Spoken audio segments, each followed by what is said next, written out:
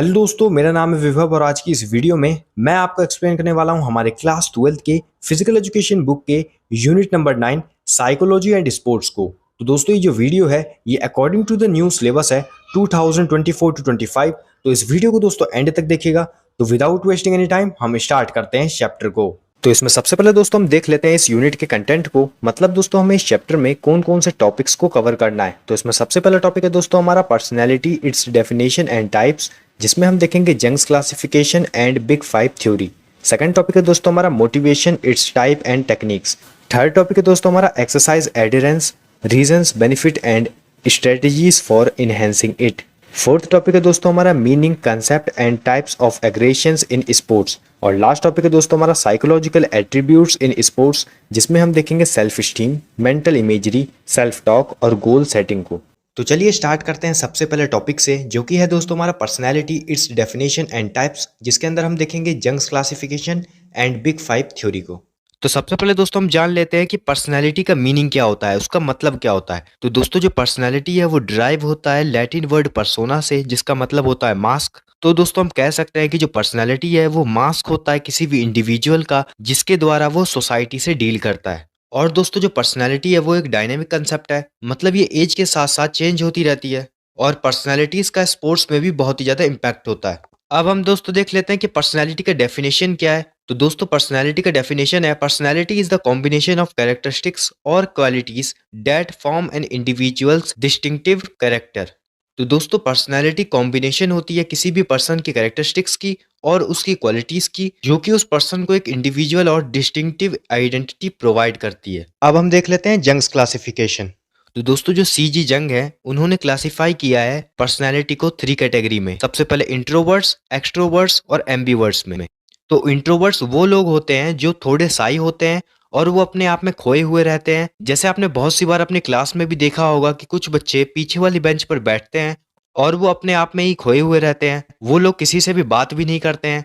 तो ऐसे लोग होते हैं इंट्रोवर्ट्स। सेकंड होते हैं एक्सट्रोवर्ट्स, जो कि इंट्रोवर्ट्स से एकदम अपोजिट होते हैं।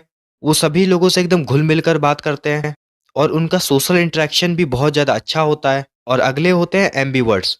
तो एम्बीवर्ट्स वो लोग होते हैं जो कि ना तो एक्सट्रोवर्ट्स होते हैं ना तो इंट्रोवर्ट्स होते हैं, वो इन दोनों के बीच में होते हैं।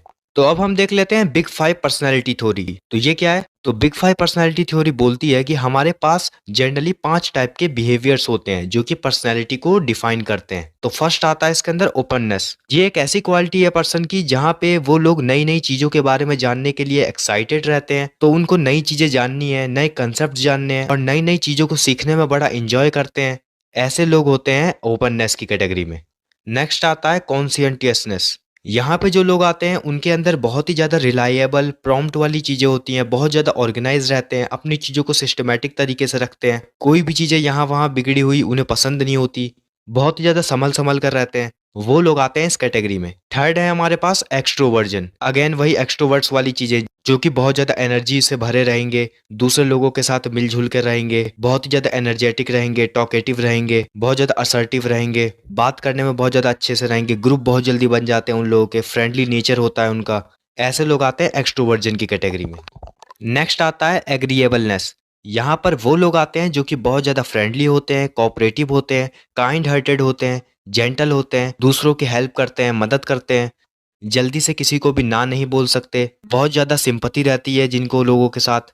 तो ऐसे लोग होते हैं एग्रीएबलनेस की कैटेगरी में। एंड लास्ट आता है न्यूरोटिसिज्म। तो ये लोग इमोशनली स्टेबल नहीं होते हैं, इनकी निगेटिव अप्रोच होती है और ये लोग बहुत ही ईजिली अनप्लीजेंट इमोशंस को फेस करते हैं, जैसे कि एंगर, एंग्जाइटी, डिप्रेशन। और ये लोग काफ़ी ज़्यादा मूडी होते हैं, टेंस होते हैं। नेक्स्ट टॉपिक है दोस्तों हमारा motivation, its type and techniques. तो सबसे पहले बात आती है कि मोटिवेशन होता क्या है। तो दोस्तों जो वर्ड है मोटिवेशन वो डिराइव होता है लैटिन वर्ड मूवेर से, जिसका मतलब होता है टू चेंज और टू मूव। तो दोस्तों हम कह सकते हैं कि जो मोटिवेशन है वो एक ऐसी चीज है जो कि किसी भी पर्सन को इंस्पायर कर देती है किसी भी चीज को पाने के लिए। जैसे अगर हम इसका एक एग्जांपल लें, अगर आप अपने एग्जाम में फुल मार्क्स लाने के लिए एकदम इंस्पायर्ड हैं तो हम आपको कहेंगे कि आप फुल्ली मोटिवेटेड पर्सन हैं। तो यही होता है मोटिवेशन। आई होप आपको मोटिवेशन का मीनिंग और ये वर्ड कहाँ से आया ये भी आपको समझ में आ गया होगा। अब हम देख लेते हैं टाइप्स ऑफ मोटिवेशन, कि जो मोटिवेशन है वो कितने टाइप्स की होती है। तो दोस्तों जो मोटिवेशन है वो बेसिकली 2 टाइप्स की होती है।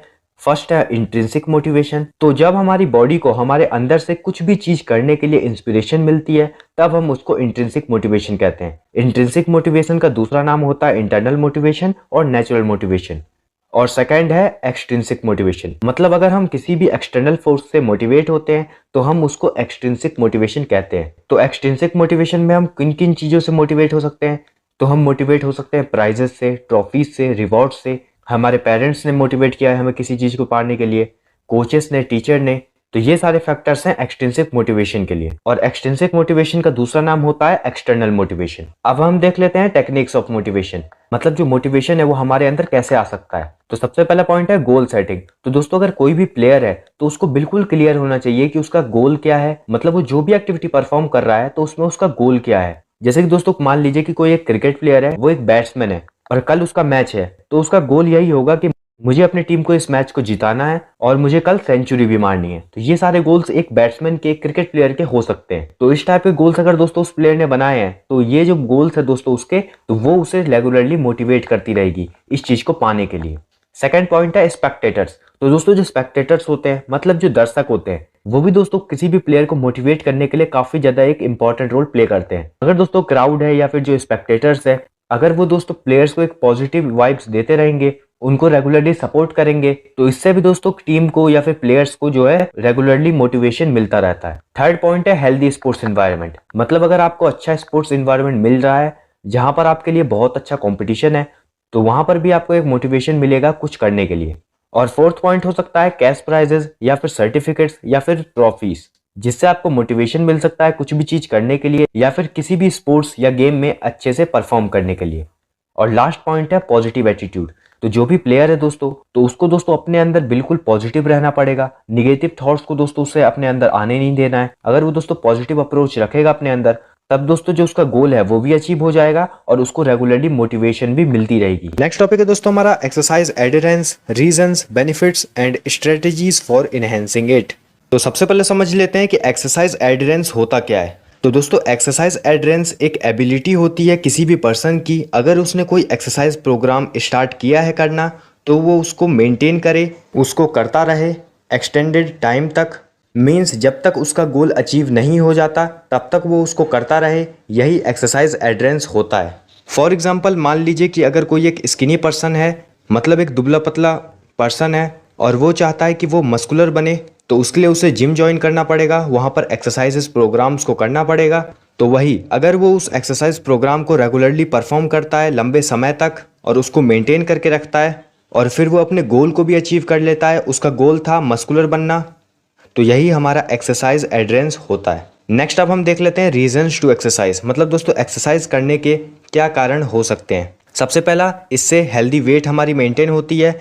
दूसरा, फिजिकल फिटनेस हमारी मेंटेन होती है। तीसरा ये है कि हमारी बॉडी की इम्यूनिटी इंक्रीज होती है, अलग अलग डिजीजेस से हम बचते हैं, हमारा मूड इम्प्रूव होता है, एनर्जी हमारी बूस्ट होती है और हमारे जो बोन्स हैं वो स्ट्रांग रहते हैं लंबे समय तक। नेक्स्ट अब हम देख लेते हैं बेनिफिट्स ऑफ एक्सरसाइज। मतलब दोस्तों एक्सरसाइज करने के क्या क्या बेनिफिट्स होते हैं। सबसे पहला, हमारा मेमोरी जो है वो इम्प्रूव होता है, ब्रेन फंक्शंस भी इम्प्रूव होते हैं, हमारी बॉडी का वेट मेंटेन रहता है, हमारी दोस्तों जो फीलिंग्स होती है एंग्जाइटी और डिप्रेशन की वो रिड्यूस होती है, हमें दोस्तों क्वालिटी स्लीप मिलती है, हमारे दोस्तों जो मसल्स और बोन्स हैं वो स्ट्रांग रहते हैं, हम लोग दोस्तों बहुत सारी अलग अलग डिजीजेस से प्रोटेक्ट रहते हैं, हमारी जो हार्ट हेल्थ होती है वो भी इम्प्रूव होती है। नेक्स्ट टॉपिक है दोस्तों हमारा strategies for enhancing adherence to exercise. तो दोस्तों जैसा कि हमने एक्सरसाइज एडहेरेंस में पढ़ा कि वहाँ पर हमें कोई भी एक्सरसाइज प्रोग्राम को लंबे समय तक परफॉर्म करते रहना है, बीच में दोस्तों हमें उसे कभी भी स्किप नहीं करना है या उसे क्विट नहीं करना है, तो यही हमारा एक्सरसाइज एडहेरेंस होता है। तो यहाँ पर अब हम देखेंगे कि एक्सरसाइज एडहेरेंस जो है इसको हम कैसे मेंटेन करके रख सकते हैं। तो इसमें सबसे पहला पॉइंट है रियलिस्टिक प्लान। इसका मतलब है दोस्तों कि हम जो भी प्लान बनाएंगे एक्सरसाइज करने के लिए, एक्सरसाइज प्रोग्राम्स के लिए, जो भी हम अलग अलग प्लान्स बनाएंगे वो दोस्तों according to the capacity of individual होना चाहिए। मतलब उस इंडिविजुअल की जो उस एक्सरसाइज प्रोग्राम को परफॉर्म करेगा उसके कैपेसिटी, उसकी कैपेबिलिटी के अकॉर्डिंग ही होनी चाहिए, ताकि दोस्तों बाद में जाकर उसको कोई उसमें दिक्कत ना हो और वो उसको क्विट करने की सोचे नहीं।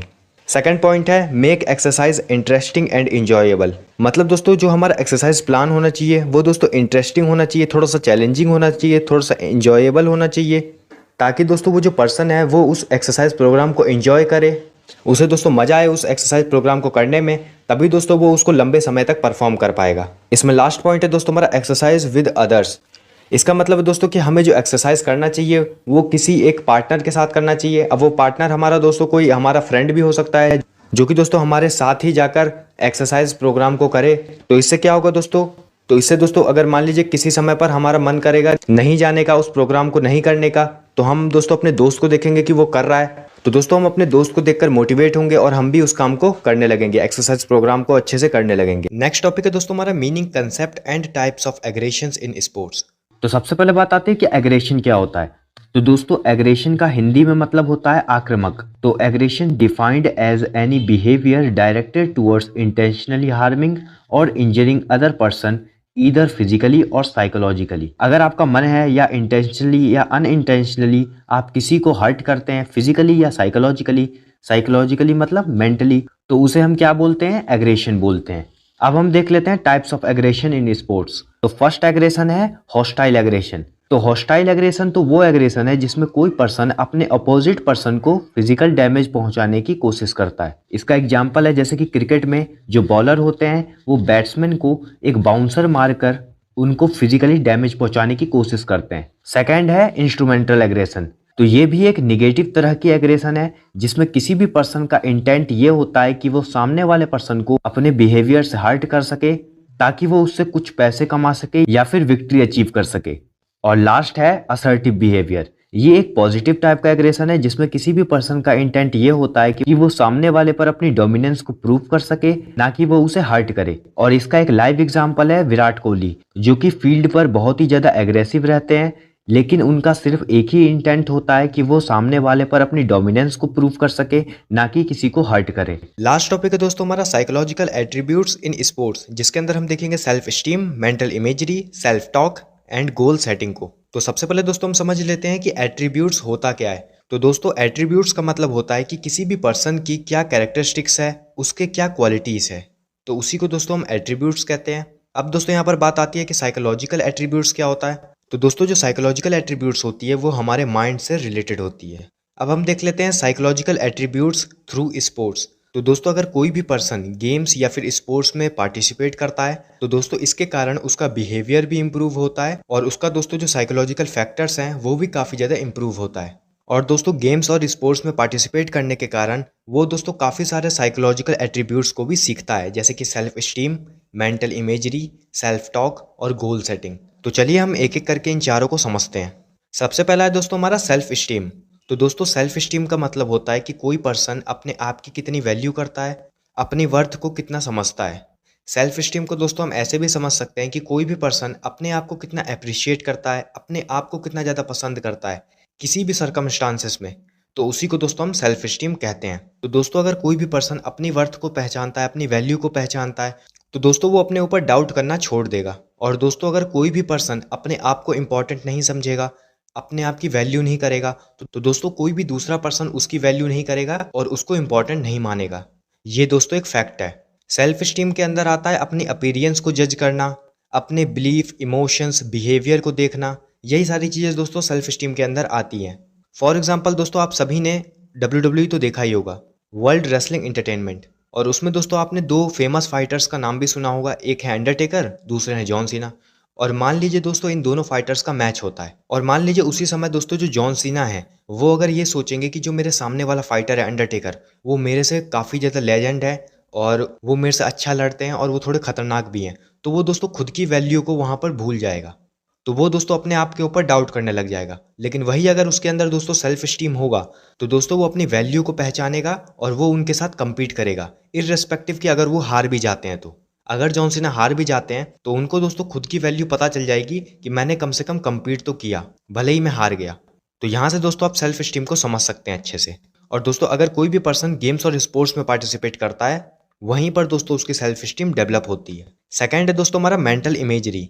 मेंटल इमेजरी का मतलब होता है दोस्तों कि कोई भी एथलीट किसी भी इन्वायरमेंट में जाने से पहले अपने माइंड में अपने सेंसेस के द्वारा उस इन्वायरमेंट को क्रिएट करने की कोशिश करता है, उस इन्वायरमेंट के अंदर अपने आप को देखने की कोशिश करता है।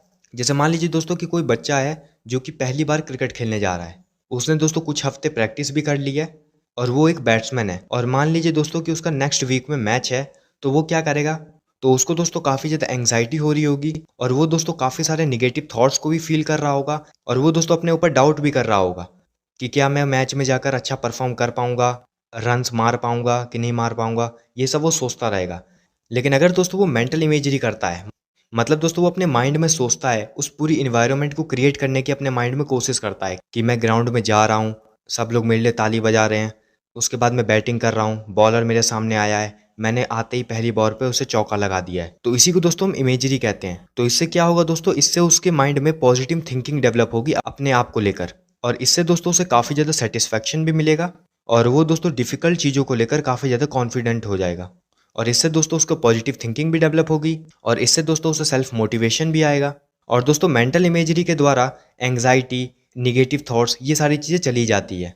नेक्स्ट है दोस्तों हमारा सेल्फ टॉक। सेल्फ टॉक का मतलब होता है दोस्तों कि कोई भी पर्सन अगर खुद से बात करता है, अब वो दोस्तों वो पर्सन अपने माइंड में भी बात कर सकता है और खुद से अकेले में भी बात कर सकता है, तो उसी को दोस्तों हम सेल्फ टॉक कहते हैं। क्योंकि दोस्तों आपसे ज़्यादा आपको और कोई भी नहीं जानता है। आप लोग दुनिया से झूठ बोल सकते हो लेकिन अपने आप से झूठ कभी नहीं बोल सकते। तो दोस्तों जो सेल्फ टॉक है वो स्पोर्ट्स में भी काम आता है स्पोर्ट्स पर्सन के। कैसे? तो दोस्तों जैसे कि आपको पता होगा, कोई भी पर्सन जिसका मान लीजिए कोई मैच है आने वाला है, तो वो दोस्तों क्या करेगा, वो दोस्तों अपने आप को ही इंटरनली मोटिवेट करेगा। वो दोस्तों बार-बार अपने माइंड में कहता रहेगा कि मैं उस मैच में जाकर अच्छा परफॉर्म करूँगा। तो इससे दोस्तों जो चैलेंजेस होंगे, जो हर्डल्स होंगे, उसको वो ओवरकम कर लेगा। प्रैक्टिस करेगा ज़्यादा से ज़्यादा और अगर वो दोस्तों प्रैक्टिस करता है तो दोस्तों ज़ाहिर-सी बात है कि वो अच्छा परफॉर्म करके ही आएगा। और अगर दोस्तों कोई भी पर्सन सेल्फ टॉक करता है तो वो दोस्तों अपनी मिस्टेक्स को भी पहचान पाता है। मिस्टेक्स को पहचान लेगा तो दोस्तों वो उन मिस्टेक्स पर काम करेगा और उसे इम्प्रूव करने की कोशिश करेगा। तो इससे दोस्तों स्पोर्ट्स पर्सन की परफॉर्मेंस भी इम्प्रूव होती है। और लास्ट है दोस्तों हमारे गोल सेटिंग।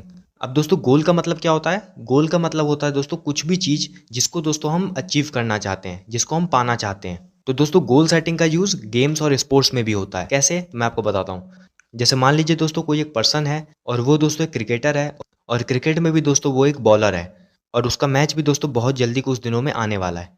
तो दोस्तों उस बॉलर का गोल क्या होगा? तो उस बॉलर का गोल यही होगा कि मैं अच्छी बॉलों को डाल पाऊँ उस मैच में, ज़्यादा से ज़्यादा विकेट ले पाऊँ।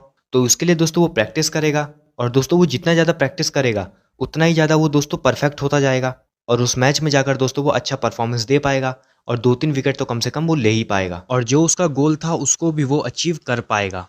इससे दोस्तों इंटरनल मोटिवेशन भी आता है और जो पर्सन है वो सक्सेस को भी अचीव कर पाता है। तो दोस्तों जो गोल सेटिंग है, ये भी दोस्तों हम सीखते हैं गेम्स और स्पोर्ट्स में पार्टिसिपेट करने के कारण।